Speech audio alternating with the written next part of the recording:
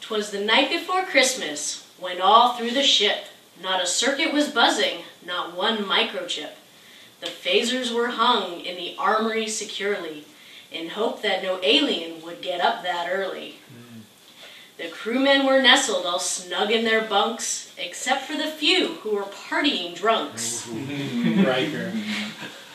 And Picard in his nightshirt and Bev in her lace had just settled down for a neat face-to-face.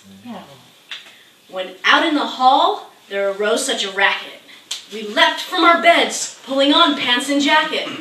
Away to the lifts, we all shot like a gun, leapt onto the turbos and shouted, "Deck 1!" The red alert lights, which flashed through the din, gave a luster of Hades to objects within. When what on the view screen our eyes should behold, but a weird kind of sleigh and some guy who looked old. But the glint in his eyes was so strange and askew that we knew in a moment it had to be Q. His sleigh grew much larger as closer he came. Then he zapped on the bridge and addressed us by name. It's Riker, it's Data, it's Worf and Jean-Luc. It's Geordi and Wesley, the genetic fluke. To the top of the bridge, to the top of the hull. Now float away, float away, float away all. As the leaves in the autumn are whisked off the street, so the floor of the bridge came away from our feet. And up to the ceiling our bodies they flew. As the captain called out, "What the hell is this, Q?" And snapping his fingers, he disappeared with the sound. The spell was removed, and we crashed to the ground. Then Q, dressed in fur from head to toe, appeared once again to continue the show. "That's enough," cried the captain. "You'll stop this at once." And Riker said, "Worf, take aim at this dunce."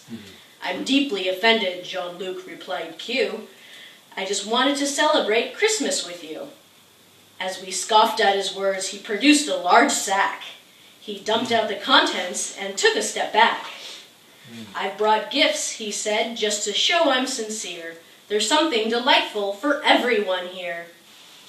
He sat on the floor and dug into the pile and handed out gifts with his most charming smile. For Counselor Troy, there's no need to explain. Here's Tylenol Beta for all of your pain. For Worf, I've some mints, as his breath's not too great. And for Geordi LaForge, an inflatable date.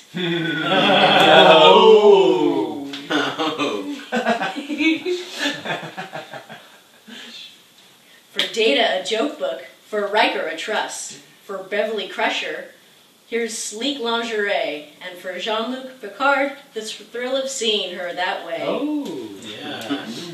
He sprang to his feet with a grin on his face, and clapping his hands, disappeared into space. We heard him exclaim as he dwindled from sight, "Merry Christmas to all, and to all a good flight."